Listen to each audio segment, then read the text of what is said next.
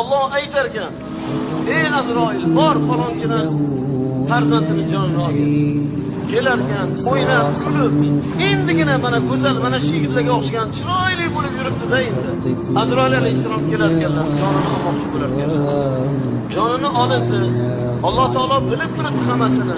Bandam nima deyapti? Ya Robbi, senga hamd aytyapti.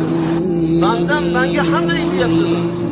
Uni ko'zordagi gulini, pishgan mevasini, ko'zini qorachig'ini, qalbini mehrobini yulib olsam, u menga hamd aytyapti, hamd aytyapti. Alloh senga shukr aytyapti. O'zing berding, o'zing olding deb rozilar.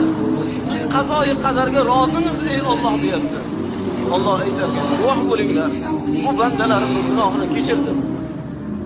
Bu bandalarimning gunohini mag'firat qildim, guvoh bo'linglar. Qiyomatda bu bandalarimga